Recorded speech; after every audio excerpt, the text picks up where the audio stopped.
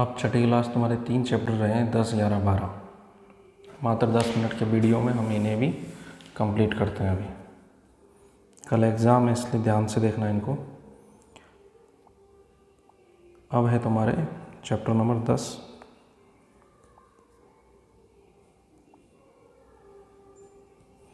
इसका नाम है गति एवं दूरियों का मापन। मैंने सारी जो कैलकुलेशन थी वो क्लास में अच्छे से करवाई है, फिर भी थोड़ी बहुत मैं आपको बता देता हूँ।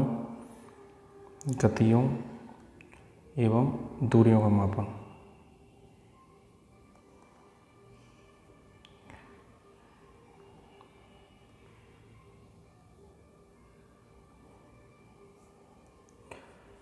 अब जैसे आपसे पूछा जाता है कि समस्त संसार के अंदर जितने भी वैज्ञानिक हैं उन्होंने इनके लिए एक स्टैंडर्ड यूनिट बनाई है, मतलब मात्रक बनाया है, जिन्हें हम मानक प्रणाली कहते हैं। जैसे अंतर्राष्ट्रीय मात्रक प्रणाली SI स्टैंडर्ड यूनिट। तो जैसे लंबाई का मात्रक, लंबाई का जो SI मात्रक है वो क्या है आपके मीटर है। इसी तरीके से जैसे आपसे क्वेश्चन पूछा जाता है कि वाहन, पंखा, झूला, इनकी गतियाँ किस प्रकार की होती है। तो जितने भी वाहन हैं, जैसे कि वाहनों की गति कैसे है, जैसे क्वेश्चन पूछा जाएगा कि वो वाहन किस प्रकार की गति करते हैं, तो आपके वाहन जितने भी हैं वो सरल रेखीय गति करते हैं। वाहन मतलब हमारे साधन, वो आपके सरल रेखीय गति करते हैं।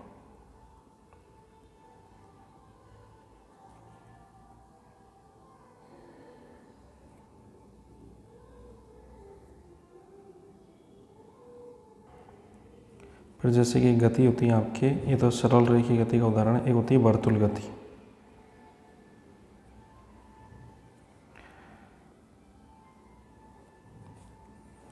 वर्तुल गति में क्या होता है कि कोई निश्चित पथ पे, जैसे कोई फैन है,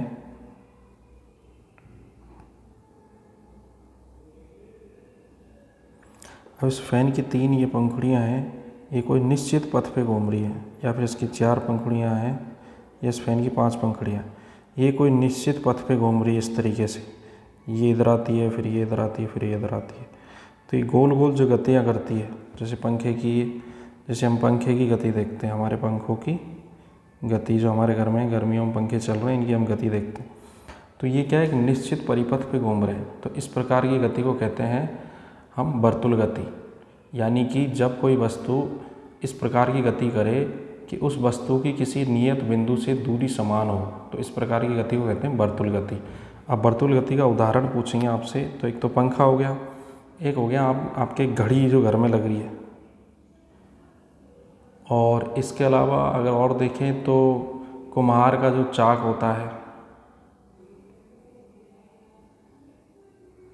कुम्हार का जो चाक होता है,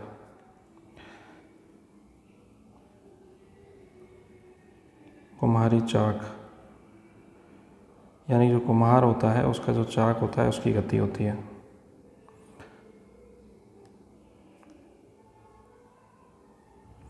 इसके अलावा बहुत सारी है वर्तुल गति। जैसे कि आप गोल गोल झूला झूलते हो, झूला है आपके, इसके अलावा बहुत सारी चीज़ें गोल गोल घूमती है, वो सब के सब क्या है आपके वर्तुल गति में आते हैं। एक तो है आपके सरल रेखीय जो हमारे वाहन है, दूसरा है वर्तुल, और तीसरा इस चैप्टर में जो गति है आपके आवर्तित गति।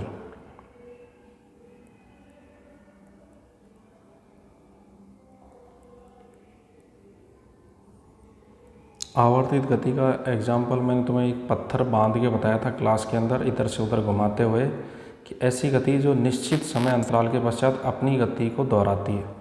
जैसे आपको बताया कि मैंने एग्जाम्पल आपको करवाया था क्लास में, एक धागे का हमने पत्थर बांधा, फिर इस धागे को हम देखते हैं जो घड़ी का पेंडुलम होता है। तो हमने इसको देखा कि एक बार ये इधर गया, फिर हमने देखा कि ये धागा एक बार इधर गया, फिर वापस इधर आया, तो इस तरीके से घूमती है ये। ठीक है, तो ये होती है वर्तुल गति। ये मेन पेंडुलम, फिर इससे इधर गया एक बार, ये एक बार इधर गया, तो इधर भी उतना ही गया, इधर भी उतना गया। तो हम जो झूला झूलते हैं, इधर गए झूलते हुए, इधर गए झूलते हुए, तो इसे कहते हैं बेटा आवर्ती गति, यानी कि बार बार झूल रहे हैं। जैसे कि झूला, जितने भी झूले हैं, पेंडुलम, गिटार के तार,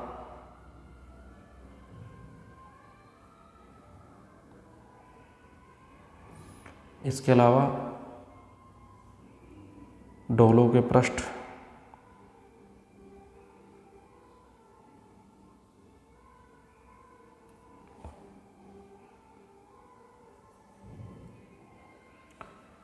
फिर इसके अलावा एक क्वेश्चन और बनता है आपके कि जो मीटरी पद्धति थी, ये प्रणाली के बारे में क्वेश्चन पूछा जा सकता है आपसे कि 1 सेंटीमीटर में, जैसे कि क्वेश्चन सेंटीमीटर, किलोमीटर वगैरह, इनके चेंजेशन पूछ सकते हैं आपसे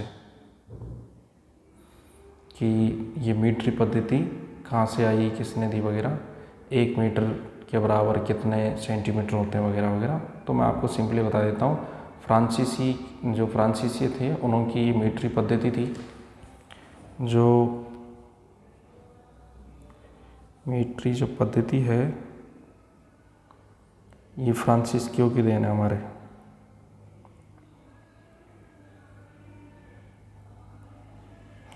फ्रांसीसी लोगों से हमें ये मीटरी पद्धति मिली है और लगभग ये शायद 1790 के आसपास इंट्रोड्यूस की थी भारत में। और अगर हम बात करें 1 मीटर में,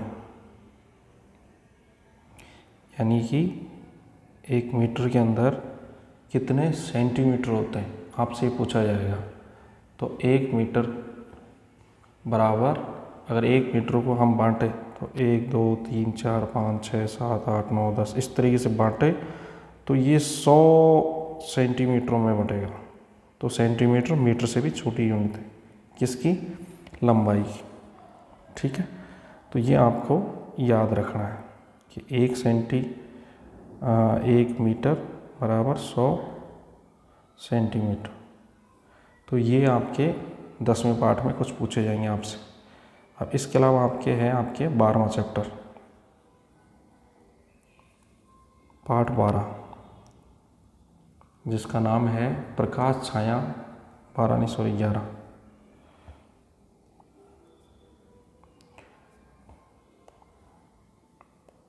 ये है आपके प्रकाश छाया एवं परावर्तन।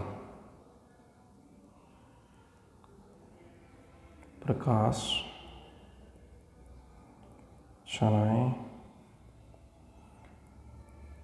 एवं परावर्तन। अब प्रकाश के ऊपर क्वेश्चन बनेगा तो आपके 2-4 टर्म्स दे रखिए प्रकाश से रिलेटेड, जब मैं आपको बता देता हूँ जो मेन तुमसे पूछी जाएगी। देखो, एक तो शब्द आएगा हमारे परावर्तन और एक शब्द आएगा अपवर्तन।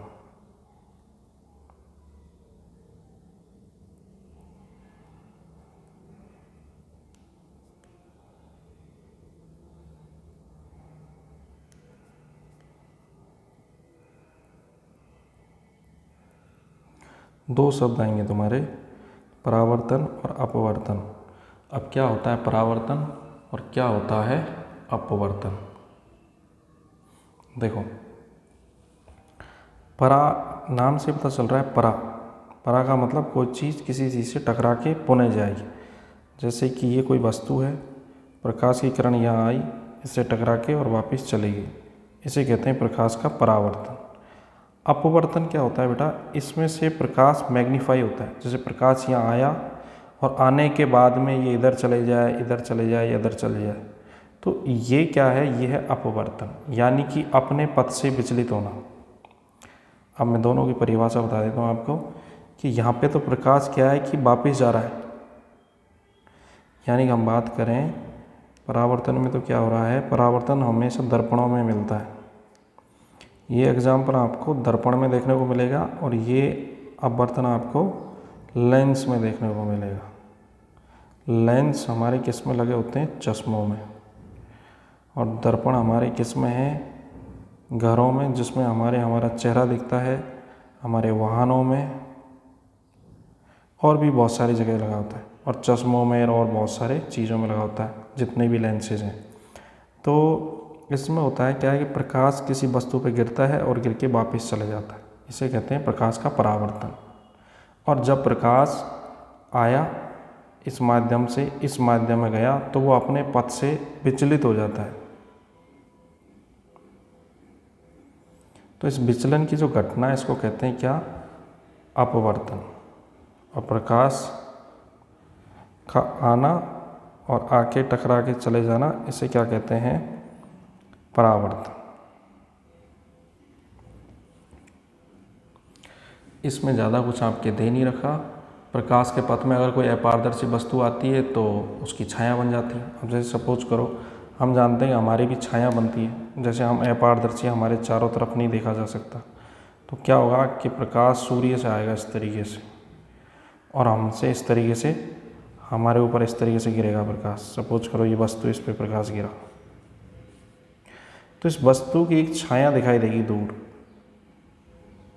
क्योंकि इस वस्तु का कुछ ना कुछ तो दिखाएगा ही वो दूर। तो वस्तु की छाया भी बनती है। किन वस्तुओं की? जो अपारदर्शी होती है। तो यही आपको प्रकाश में पूछा। आप वस्तु को देखना तभी संभव है जब वस्तु पे प्रकाश पड़े और वो प्रकाश की किरणें हमारे आंखों तक पहुँचे। ये अगर हम वस्तुओं को देख रहे हैं तो किस गुण के कारण? प्रकाश के परावर्तन के गुण के कारण। परावर्तन से हमें वस्तुएं दिखाई देती है।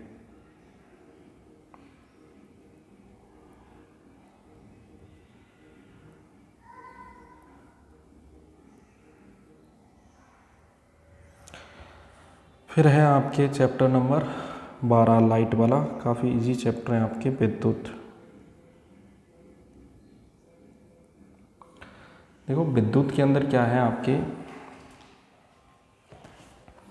कि उसमें सेलों की बात की गई है कि विद्युत सेल में संचित रासायनिक पदार्थों के कारण उत्पन्न होती है। अब विद्युत सेल में जो विद्युत, जैसे कि आपके घरों में जितने भी सेल है, जैसे अपने सेल क्या, अपने मोबाइलों में बैटरी लग रही तो इसमें कोई ना कोई रसायन होगा, हमारी बैटरी है उसके अंदर। तो ये जो रासायनिक जो ऊर्जा है, ये हमें विद्युत ऊर्जा के रूप में मिलती है। जितनी भी आपके सेल है घर में या फिर आपके मोबाइल में, तो ये है कि रासायनिक ऊर्जा आवश्यकता अनुसार विद्युत ऊर्जा में बदलती है, ऊर्जा रूपांतरण से।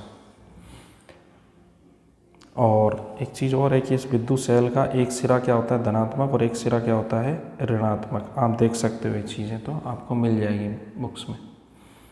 इसके अलावा अगर हम बात करें तो स्विच का एक सरल युक्त अगर जैसे एक स्विच बनाएं तो विद्युत धारा प्रवाह को रोकने के लिए हम एक स्विच बनाते हैं। जैसे आपसे पूछा जाएगा स्विच युक्ति क्या है?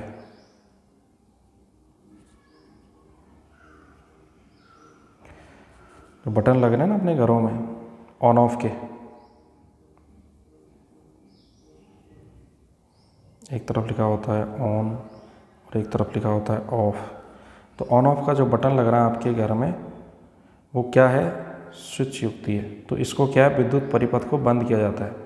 जैसे कोई भी परिपथ है तो उसको बंद कर देते हैं इससे। इसके अलावा आपसे जो क्वेश्चन पूछे जा सकते हैं वो ये पूछे जा सकते हैं कि जिन पदार्थों के विद्युत प्रवाहित हो सकती है, यानी ऐसे पदार्थ जिनमें विद्युत प्रवाहित होती है, वे पदार्थ क्या कहते हैं? विद्युत के चालक। और जिनमें नहीं बहती उन्हें विद्युत के कुचालक कहते हैं। जैसे कि चालक और कुचालक पदार्थों के बारे में आपसे पूछा जा सकता है, कुचालक या अचालक।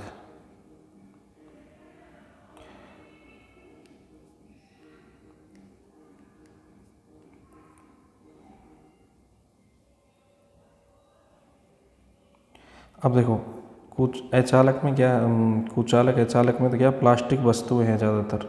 जैसे हम किसी चेयर पे बैठे हैं या कोई लकड़ी की वस्तु है, तो ये सब क्या है, इनमें धारा का प्रवाह नहीं होता। लेकिन जैसे लोहे की वस्तुएं हैं या फिर तांबे के तार हैं या एल्युमिनियम के तार हैं, तो इनमें सब में क्या है, विद्युत का चालन होता है। क्यों? क्योंकि विद्युत चालित होती है। इन्हीं के तो तार बनते हैं, तांबे के, एल्युमिनियम के, इनके तार बनते हैं। ठीक है। इसके अलावा थर्माकोल और वायु, जैसे कि ये थर्माकोल है जिसमें आपने मॉडल बनाए हैं स्कूल के, थर्माकोल है, या वायु है, ये भी क्या है, कुचालक है। जबकि एल्युमिनियम की पत्ती वगैरह क्या विद्युत की चालक है। अब मानव शरीर, एक क्वेश्चन और आ जाता है कि मनुष्य का शरीर क्या है। अब मनुष्य के शरीर में तो पता है बेटा आपको, बहुत सारे तत्व है, मिनरल्स है। तो मनुष्य का जो शरीर है वो क्या है, चालक पदार्थ है। करंट बहता है ना हम लोगों से, विद्युत बहती है। इसके अलावा आपसे यही क्वेश्चन पूछे जाते हैं। अब जैसे विद्युत बल्ब के अंदर जो टर्मिनल होते हैं दो, उनके बीच में एक तार लगा होता है जिसे कहते हैं फिलामेंट। जैसे कि विद्युत बल्ब है,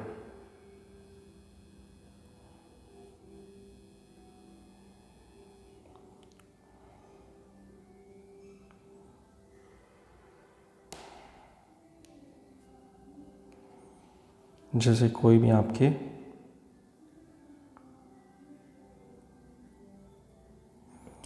आपने विद्युत एक बल्ब बना लिया है,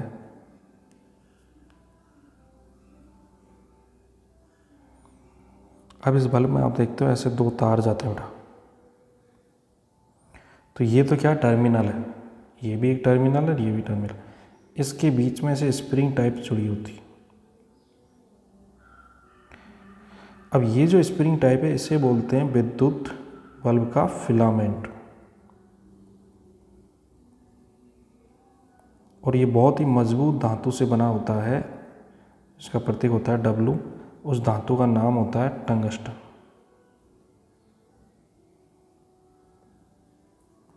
आपको ये 9th-10th में पढ़ने को मिलेगा। 10th में तो इस साल बोर्ड एग्जाम में क्वेश्चन ही आया था। तो ये फिलामेंट काफ़ी मजबूत होता है। जैसे ही इसके पास में विद्युत पहुंचती है ये गर्म होता है, और गर्म होके ये ऊष्मा के रूप में ऊर्जा देता है, प्रकाश हमें मिलता है, इससे फिलामेंट से प्रकाश ऊर्जा मिलती है। इसके अलावा स्विच हैं आपके, सॉकेट हैं, ये भी क्या है, विद्युत के सब उपकरण ही है। तो आपसे टर्मिनल के बारे में पूछा है, स्विच के बारे में पूछा जा सकता है। ठीक है। तो ये आपके 12 चैप्टर्स के कंप्लीट नोट्स बन चुके हैं।